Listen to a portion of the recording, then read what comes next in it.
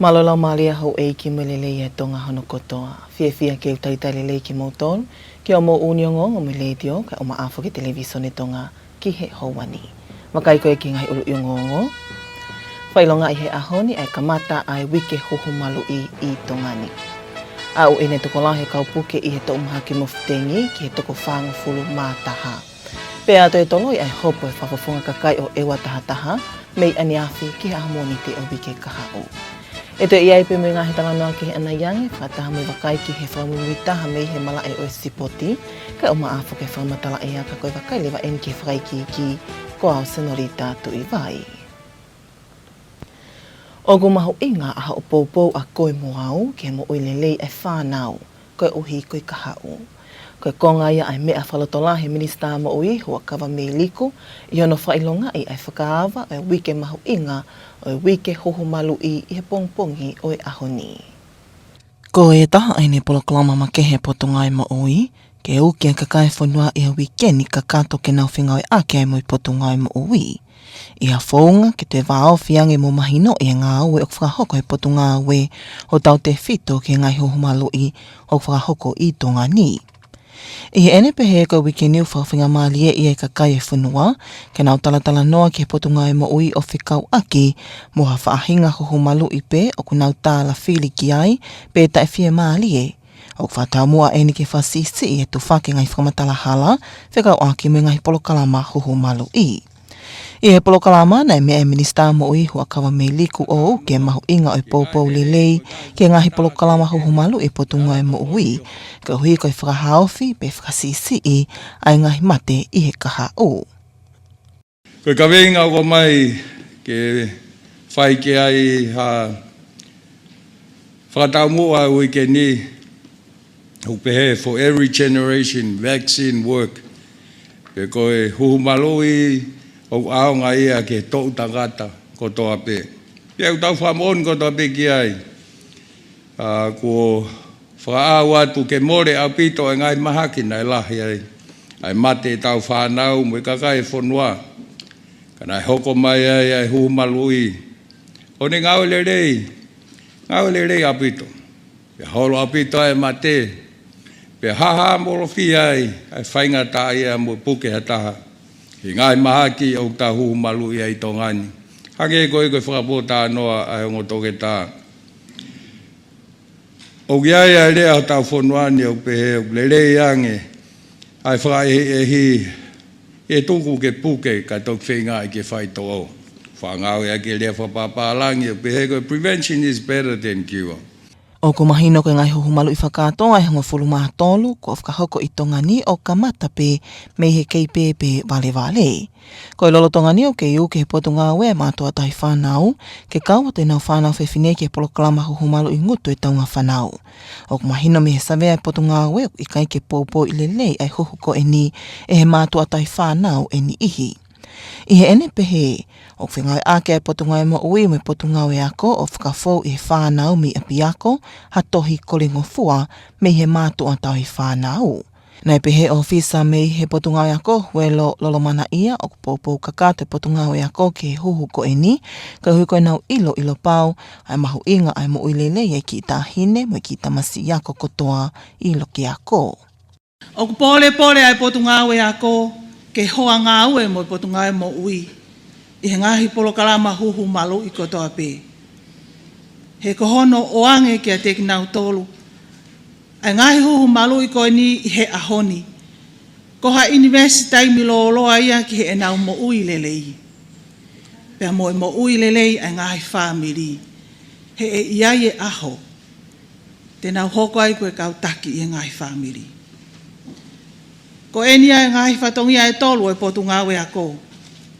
Ulu aki, ko e whainga ke whakawhaingo fuai ai whetu utaki. Aki e mau ngā ue wā ofi, mo i kau pure ako e ngahi api ako, mo i kau whai ako. Ke whakapapau i, oku ilo i lelei e ngahi mātua, pea mohono whakaha o e ngahi whakamatala, ke tokoni ki he mahino lelei, e ngahi whamiri. Ua, ke whakangofua mo e whengawe aki, i he mau tokanga e mo tokoni, I hono tu whaki o ngahi pepa whakangofua pe koe consent form. Ki he mātu a ke tānaki ai ngahi tohi whakangofua. O whakapapau i o ku mau e he mātu a kotoa pe ai whainga mārie. Ke malui hono o whewhine pe ko hono fuha. Pe whānau o whakafou i he whakatu uko ia.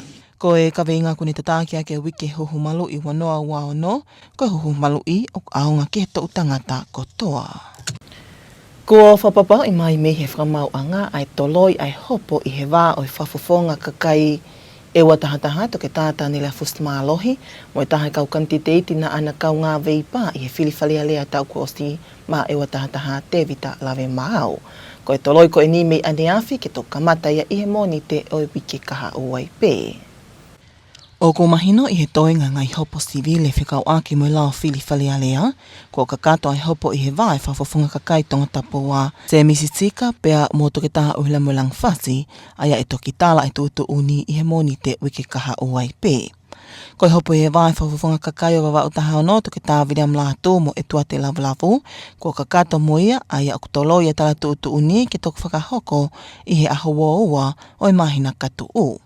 O mahino ko os kakato ai hopo e whafofunga kakai o niwa taha fitu lata i whainga taatang mana, pia ko os whahua to ai hopo tangi ke tok whakahoko ia i he wike uruaki o siulai. Ko kakato mo i hopo e whafofunga kakai o Tongatapu hiwa, 17 to mo ua pia mo toke tāte vita tūkunga, ai na ikuna e 17 to mo ua, ka ko whakahua to mo e tangi, a toke tāte vita tūkunga ke whakahoko mo ia i he wike uruaki o siulai. O mahina whoki nei whakailo mo i whafofunga kakai o Tongatapu hongo fulu ka pelielinan mata, ka na e holo mui ai whakailo ko ia. I he enepehe ko i whakailo hopo sivile whikau aki mo i lao whiliwhalia lea, whakatoa pe e ono. Ko au e ni ke toko whango fulu mātaha, toko lahi ai kakai, ko whapapau i me potungai mo ui, ko nau mo ua, pe puke i he moftengi i he lolotongani, aia o lolotonga tō i he whanua, aia koe toko lahi taha koe nau tolu koe ni, ko whapapau i he puke, koe ni ihi i he waha ata o motua koe taha taha ke tau taha wha. Popoa aha mo i whaiki ke tala noa koe ia ki hawani. I he whakamatana tuku mai me he potngawe mo ui, nei whakapapau iai ai toko ua whaou ko na puke i he mowhitengi, tālu me he lipo te kimua ai potngawe, o awai koe ni ke toko whangofulu mā taha whakakatoa ai ni ihi ko whakapapau i ke puke i he tō mahaki mowhitengi i he lolotongani. O toi tō taha lewa pea e taha o tauhi i he whale mahaki, aia koe taha i ni o klotonga i he whale mahaki vai o la. Nā e whakapapau i whoki i he lipoti ki mua ai potngawe, koe kalasi vai lasi koe ni o kune whakatupu ai mowhitengi, ko whakapapau i mai koe kalasi DENVUA, pea i he whakapatala ato ke tā Joseph Tākai, koe toke tā pune o i wa atoka ngai kina o i ngāhi maha ki pipihi, i he polokalama i potngawe i he le te o me televisione tonga, nane pehe ai, koe kalasi pēni o vai nasi tengi ko o siha i tongani i he ngāhi to mahaki o i ngāhi tau ki muini mai, o i kai koha kalasi fo o weni. Aia ko mau mai ola ki siviko ia he wiki e ni, aia ko e kalasi wā pēni uke lo tonga tō koe ni tongani, i he lolo tongani, aia ko e kalasi ua koe ni, koe ki vai lasi whika wā, aia ko e tatau pēni me tō umahaki koe tau kōsi, aia nā lo tonga tō koe te ngihi wanoa wani ma koe kalasi tatau pē, koe whika wā pēni. Aia ko te ki ke te mau ha tau pehe o ku iaha kalasi uruaki pe koe kalasi whika tōlu. Nai o si aipe tau mahaki ki mua, na e kalasifika tōlu ia. Na e tō mai ki tongani he taimi ko ia. Ko tui pe kapai whoki e le ko tiki ai, ko taime nia he wafe mā tōlu, wafe mā whā. Ko e hoko mai rewa koe ki muini mai e ngahi tau mahaki koe ne moftengi he wafe taha fitu, wafe wanima, ko eni koe wafe wā no eni ute ase moftengi tongani, a koe kalasi tatau pe koe kalasi wā. Au teki te aha tau te puke i ha te kalaske.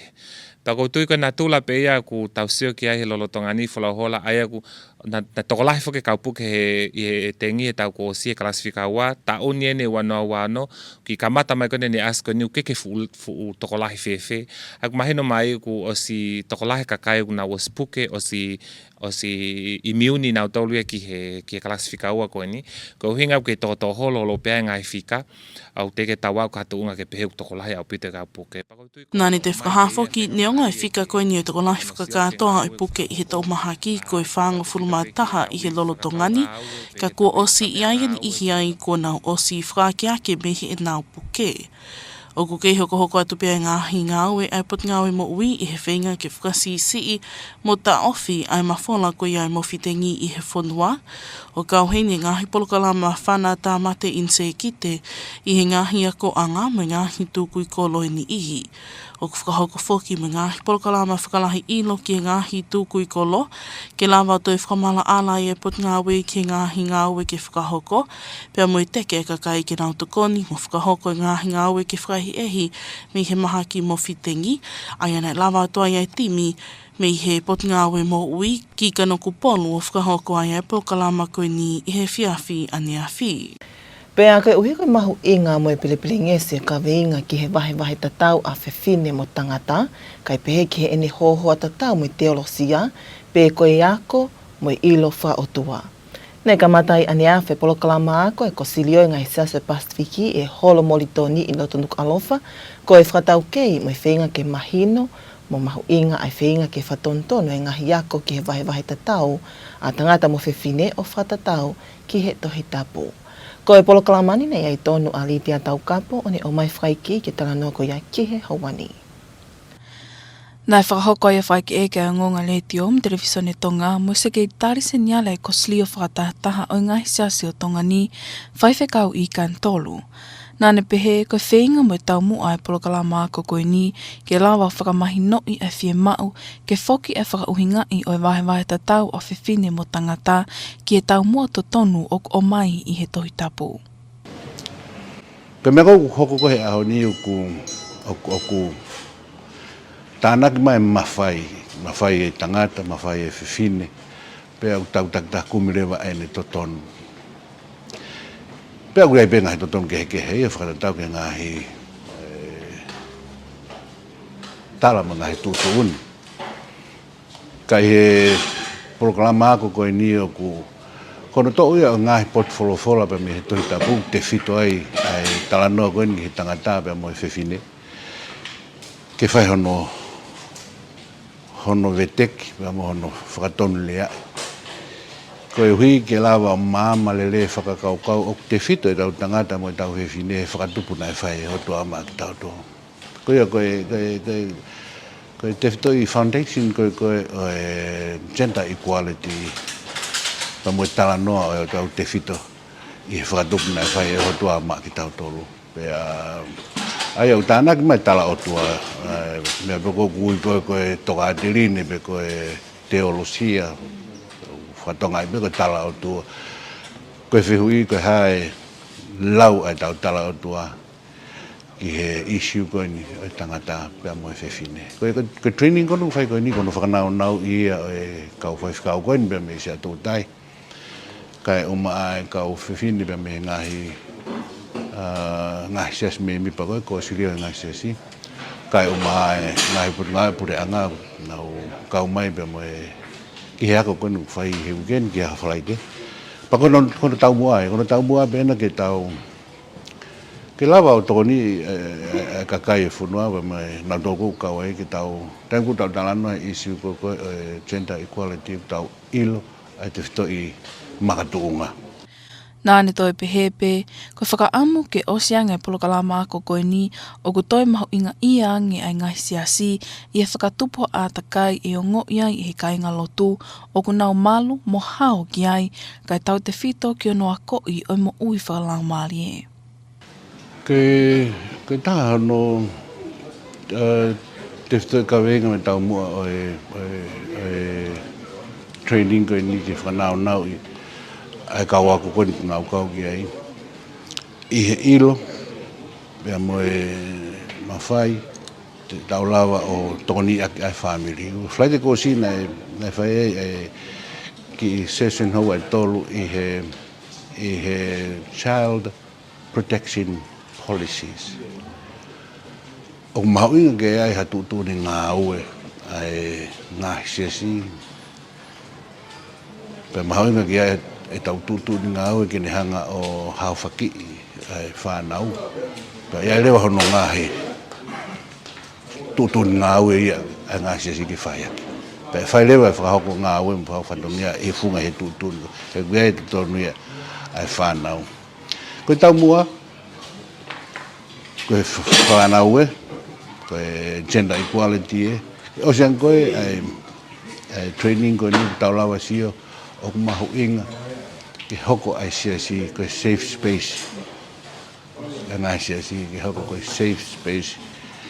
Ia mo i he tangata mo i whine mo family o algoa ki lotu kune ngoi o safe and secure ai ātakai. Tānak mai bigai pa mo i tuhi tapu kono whakaiwia whakalau maari. Lolo tonga e ni, na whakahoko ia whai ke eke makehe mo se kei tarise nialo e koslio e ngai siaso e Pasifiki, whai whekau James Bakwan. Nāne pehe, ogu alu ke lahi e hono ngau ake ngai Westfolofola i he tohi tapu, ia ngahi uhinga kehe, kau kia e ka veinga koe ni ki e vahe te tau a whewhine mo tangata. Pea ku nau whakaamu, kono whakahoko e polokala maako koe ni te nau whakahino hino lelei, mo whakatau kei lelei ai kau wako, ki e tau mua mo uhinga to tonu e tohi tapu, i ene tala noa ki e vahe te tau a whewhine mo tangata. Nāne toi pehe, o i kainga tape i e vahe ta tau a whiwhine mo tangata, ka koe taimini, ko ngau ake kakaitoko lahi i mamani ai tohi tapu, o nau whakauhinga i hala kua whaunga ke whakamamahii mo tāpalasia mo ui o kakai whiwhine, ka pehe ke whanau i iki ange. Koe taha pia ngai ka venga ai polokalama ako koe ni, i e whenga ke whakatonu a ngai whakauhinga koe ni, mo whakotuu ha ātakai i ngai siasi, ke malu, mongo i malu kia i kakai whiwhine, ka pehe ke whanau i iki. Koe polokalama ako koe ni, kau mai kia i e whanau ako e korisi ako whakatoi tapu ko si atou tai, kakai whiwhine whakafofonga me ngai siasi i e koslio, kau whakafofonga me pule anga, me ngai kopu whelave i ke pe. Aia e toka katoa e a koni ki e aho whalaite. Mā ngonga le te om televisione Tonga, ko auri tea tau kapo. O ni o ngonga whalotu whanua e ke hau wani koe te tau hoko lewa ki whamimitaha me he mla e oe sipoti o kahili e ni pia mo pia oli e.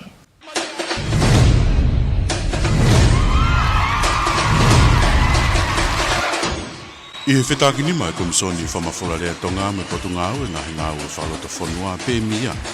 Malawa i ke whamawhola te mala e sipoti me te ahi Super Rugby Pacific wanoa ua no.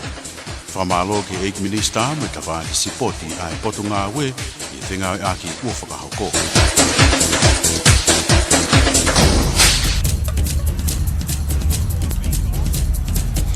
Malamoe tau ki whilonga ki koe whakaingia mala e oe sipoti. Kua kotofa e ahavalu o me ke whaawai whia hira pururi ki tau toko hiwa e whanau tau tātolu e ngā iako lotoloto e pure anga wharai tau ki he palani e kau taha pururi ki a tonga pe Tonga Rugby 13 moe potu ngā o e ako.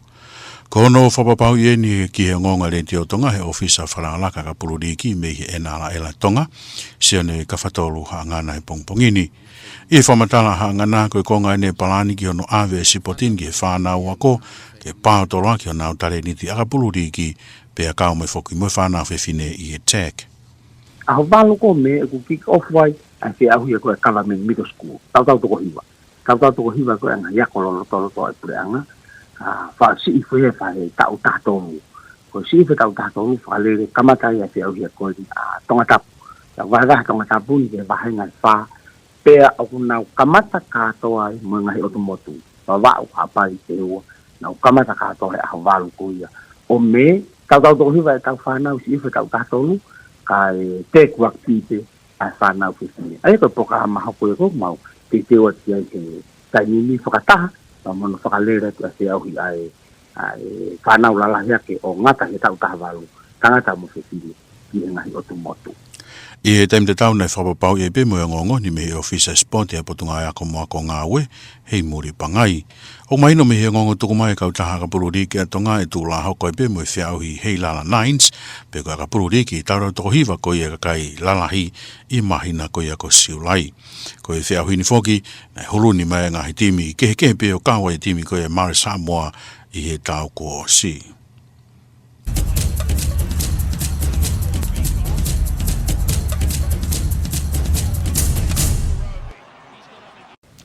Ko pia o lie ia mai whamumita me he malai o sipoti, te tau wakai lewa heni ki he tuunga o ea, tuku me senta whamatala ea tonga i whaamotu, whahoko atu ia evilia me whaanono.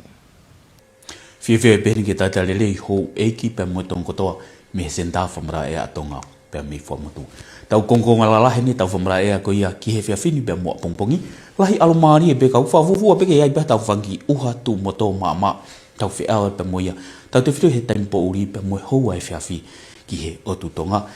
Lele i pē anga tu ea, kia nihu nau palani e nau whanonga ki ngā tai pē ki tōkanga ki he otu tonga ni. Haka koe wakai le vani e tau whanonga mai koe he ahoni, i he ne hātu ko hi e atasa te laite o e ahoni. I longa upepe lahi alo maari e koe ia ai otu tonga ni. Au whia e pe mo alo tāmaki ke potahi whakahake, pe ke potahi whakatonga hahake o otu tonga ni. Whawuvua pe ke ngā uno te peo mama o mehe tau ngai e lia vai whanua. Tau lahi whanonga toi pe tau tau pe mo alo maari ki a pongpongi ke ngai vai whanua ko ia o otu tonga. Ka koe whakai levan ke anga tu ea ke tau whanonga ko he toinga o e weekendi. I longa upepe koe alo tāmaki ke potahi whakahake ko ia o otu tonga ni. Pa mo havili hako ni ke potahi whakatonga pe mo tonga hake o otu tonga ni. Au whawufua koe tau ngā unat koe ki he toa pure lulu pe mo ngā una koe whaosinga wike, ngā una mai havili hako ko ni. Au ne o mai heni ha ao fia uha, e tau whi awat pe moia, tau te whire tau ngā una koe he toa pure lulu, pe peke whaosinga o wike. Ngai vai whanua koe ni, Tongatapu o au hake ki wawao, tau whanonga koe ia ki he toinga o wike ni. Ka koe whakai levan ke hanga tu ea ke tau whanonga koe pōni ki a hengi. Lahi alo maari e peo tu tongani, e pe tau whanki uha tu moto o maa pe ke tau whi awat pe moia lolo tonga, taimi po uri he o tu tongani ngai e ria Tongatapu e ua. Ka utu peke ai o tu hāpai pe peke o niwa tau whanonga koe ki he pōni ki a hengi. Fua mawhana ke au peke maulalo take o te lisi e ua ki he e ria Nuku'alofa pe mo e ua. Mo havili pe maletahi hongo furu ki he tāni ma ke hoa. Ka uha ke peke maletahi ua no ki he hoa. Tau te whiru ke potahi whakatonga hifo o tu tonga. A pongpong, tau ke hoko pepe mo i lahi alo maari i he o tu tonga. Nge rei au peke ngahi whakaho whatongia ke whakahoko lolo tonga o e aho. Tu ke hange peta unga unot ke hoa e whiawhi e ria koe wa wau pe peki toke lau. Mala peke hai tau whanki uha tu moto ki hai ki he hoa e whiawhi. Pako fua mawhana he o tu tonga ke au ke maulunga ko te li se tolu taha. Te au te whito ki he e ria koe ia o e ongo niwa. Ko a pongpong i levan pe mo taimi o e tahi ke tau maari i he toi kuata ke he ono pongpongi. Po whafufu ke mahatoka hoa tae tahi ki a pongpongi. Taimi levan i o la awa whafufua ke hopo la he toi tolu ki he fitu. Pe mo ni ihi koni nau palani, nau whanonga ki tahi pō mahina vogeni. Whafufua ke toi mahina o siua nima pea me wha ki a hengia. Pe koe whakai levan ke he anga tu e tau whanonga koe ke toinga koia o wikeni o au ke moni te o wike kaha ui Nuku'alofa. Hange pōu lawe ane nai. Whao peke au fia te whao singa koia wike, ka mata te tua prelulu. Pea moa uha peke tau whi awat pea moia. Fua mawhana, no wholope he wahai te lise se ua walu ke he ua hiva. Pea whao peke alo maaria ke he wike kaha u. Pea mo whokpe ai fua mawhana i Nuku'alofa. Whafufua peke au ke mawhana koe te lise sasi e tonu noa.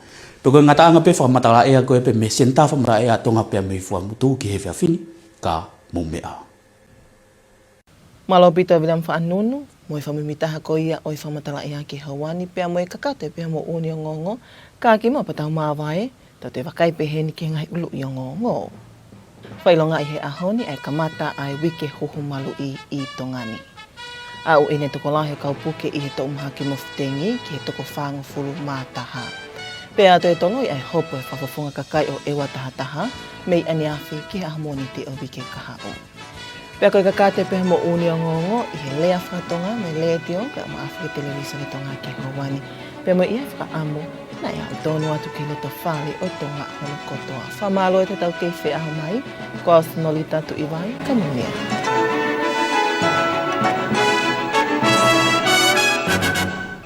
Good evening and welcome to your English news package with radio and television Tonga News for this Tuesday evening, April 28th. Today's top stories. Health Minister emphasises the importance of vaccines at the opening of the Ministry of Health's Immunization Week.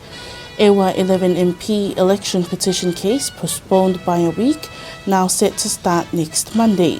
And the Pacific Council of Churches are leading a week-long training on gender equality through the lens of theology. These and more stories coming up later on in this bulletin, as well as the latest from the sports scene and the latest weather update to wrap up this hour's news package. Now for the news in detail, I'm Popoa Aho. The Health Minister, Honourable Huakavami Liku, emphasised the importance of vaccines and the whole country's collaboration to make immunisation programs more effective as he opened the Ministry's Immunization Week this morning. Immunization Week is a special program by the Ministry of Health to encourage the people of the country throughout this week to work together with the ministry in a way that brings them together and helps them better understand the work being carried out, especially the immunization programs conducted in Tonga. During this week, the public is given the opportunity to speak directly with the Ministry of Health about any vaccinations they may have questions about or feel uncertain about. The aim is to reduce the spread of misinformation regarding immunization programs. Meanwhile, the Minister of Health, Huakavami Liku, emphasized the importance of strong public support for the ministry immunization programs as they help save lives and reduce death in the future. Through adolescent adulthood and into our later years, vaccine continues to protect us, our families, and our communities. Immunization is not just a health intervention, it is an investment in our future. It protects our children, strengthens our communities, and ensures that preventable diseases do not stand in the way of our nation's growth and well-being. Over the years, we have made significant progress. Many diseases that once claimed lives and caused suffering are now rare because of strong immunization programs. And this success is a testament to the dedication of our healthcare workers, the trust of our communities, and the commitment of our governments. However, our work is not done. There are still children who miss out on life-saving vaccines. There are still misconceptions and fears that prevent some families from accessing immunization services. And there are still risks of outbreaks if we become complacent. It is understood that there are a total of 13 immunization provided in Tonga. Currently, the ministry continues to encourage parents to have their daughters participate in the cervical cancer, the HPV vaccination program. However, a survey by the ministry indicates that some parents do not fully support this particular vaccine. As a result, the Ministry of Health is working together with the Ministry of Education by sending consent form home through students. An education officer from the Ministry of Education, Huelololomana, says that they are fully support this vaccination, recognizing the importance of the health and well-being of all school children. Education and health go hand in hand. A healthy child is ready to learn, grow, and succeed. Immunization is an act of care and a key part of education. When children are vaccinated, they are better able to stay in school and reach their full potential. The theme for Immunization Week 2026 is For Every Generation, Vaccines Works. It has been confirmed by the court that the case between the Ewa 11 MP, Dr. Daniela Fusmalohi, and a rival candidate in last year's general election, David Lavemau, has been adjourned. The hearing, which was scheduled for yesterday, has now been postponed to begin on Monday next week. This is one of the remaining civil cases from a total of 6 cases related to last year's general election yet to be resolved. Of the remaining civil cases relating to the 2025 general election, the case involving Tongatapu 2 MP Semi Sisika and the rival candidate Dr. Ohilamuelangi Fasi has been completed, with a decision expected to be delivered this coming Monday. The case between Vava'u 16 MP Dr. Latu and Etuate Lavulavu has also concluded, with the ruling deferred until the 22nd of May. Taniwa 17 MP's case saw Latai Whaingata Tangimana found guilty of bribery, although an appeal has been filed, which is expected to be heard in the first week of July. The case involving Tongatapu 9 MP 17 Moimoi and the viral candidate Dr. David Tukunga has also been completed, with 17 Moimoi being cleared by the court, but Dr. David Tukunga has lodged an appeal, which will also be heard in the first week of July. It is understood that a case was filed against Tongatapu 10 MP Kapeleli Lanumata, but the case has since been withdrawn. Reporting for Radio and Television Tonga News, I'm Litea Taukapo. The dengue fever outbreak has now reached 41 confirmed cases, with health authorities reporting continued spread, particularly among young people. In a press release from the Ministry of Health, officials confirmed 2 new cases have been recorded since the last update, bringing the total to 41 nationwide this afternoon. The majority of cases are among males aged 11 to 14 years of age, with Tongatapu remaining the most affected island. The ministry says 1 patient is currently hospitalized at Viola Hospital, while there have been no dengue-related deaths reported so far. The circulating strain has been identified as dengue virus serotype 2 or DENV2. In a televised program this week, Dr. Joseph Dakai, head of the Communicable Diseases Unit at Viola Hospital, says that this strain, dengue virus serotype 2, is not a new strain and is the same dengue virus type seen in past outbreaks in recent years in Tonga. Dr. Dakai also explained that of the 41 confirmed cases, there are some of these who are already now recovered. Health teams are continuing response efforts across affected areas, including insecticide spraying in schools, community cleanup campaigns, and outreach programs. A recent community engagement was also held in Nuku'alofa to raise awareness and encourage prevention measures. And the Pacific Council of Churches, along with the Tonga Council of Churches, are leading a week-long training aimed at raising awareness among the churches of the importance of gender equality and its close connection with theology. The program focuses on building understanding and strengthening efforts to correctly interpret teachings on gender equality according to the Bible. In an interview with Radio and Television Tonga News, the General Secretary of the Tonga National Council of Churches, Reverend Ikani Tolu, said the training is designed to allow participants to be able to better understand gender equality within a biblical context. Reverend Tolu says that by the end of the programs, churches will hopefully be better prepared to promote safe and inclusive environment for all members, particularly in the way spiritual teachings are delivered. Meanwhile, General Secretary of the Pacific Council of Churches, Reverend James Pakwan, highlighted that this program also responds to wider regional concerns. He said the workshop is focused on helping church leaders and educators better understand and interpret Scripture, particularly passages that are sometimes misunderstood or taken out of context.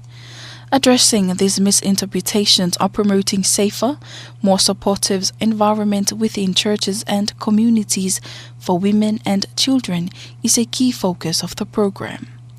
Pakwan noted that churches across the Pacific have long recognized the high rates of violence against women and children, and that the program seeks to address these challenges through education and awareness. For many years, the churches in the Pacific have acknowledged that there are high rates of violence against women across the Pacific. And so over the many years, churches through the Pacific Conference of Churches have looked to see how we can address that issue.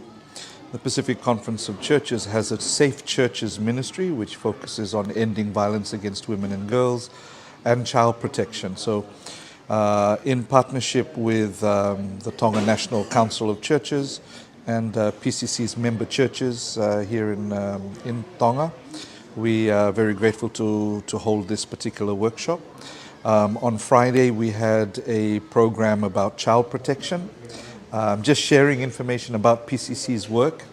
And this week, as we've had the official opening, is a training workshop to help unpack the scriptures and look at those passages in the Bible which sometimes are misused to oppress women or to justify violence against women.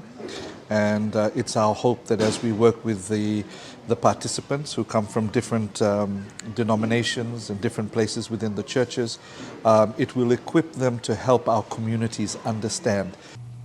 He added that increasing social pressures, including family separation due to overseas work opportunities and other economic challenges, can place a strain on households, and it is important to ensure that violence is never seen as a solution. We are seeing a lot of strain on our families today, as we have our Pacific people going to Australia on the PALM scheme.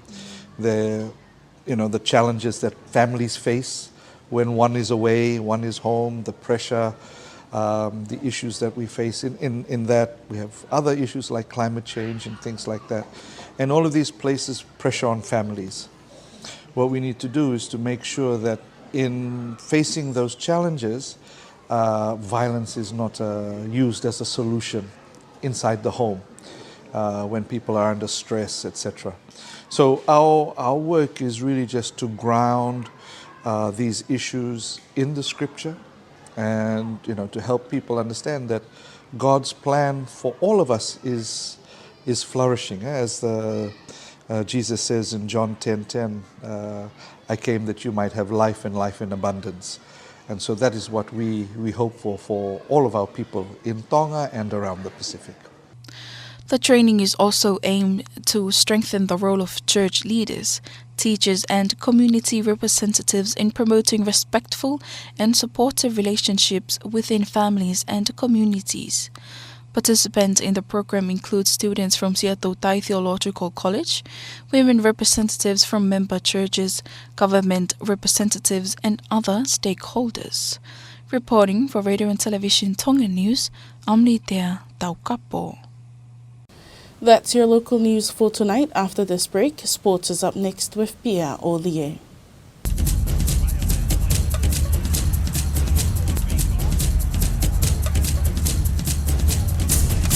Welcome back in sport. The Under-13 Government Middle Schools Rugby League tournament will begin on June 8th. The tournament is being organised by Tonga Rugby League 13 in partnership with the Ministry of Education and Training. NRL Tonga Development Officer Sione Kafatolu Hangana confirmed the event to Radio Tonga Sports News this morning. Hangana says the competition is part of the ongoing grassroots development program in schools across Tonga. He says the girls division will play tag rugby league, while boys division will compete in nine-a-side rugby league. Ministry of Education Sports Officer Heimuri Pangai has also confirmed the tournament. Meanwhile, Tonga Rugby League has also announced the second Heilala Nines tournament for July. That competition is expected to include overseas teams following last year's event featuring a team from Marist, Samoa. And that's sports news.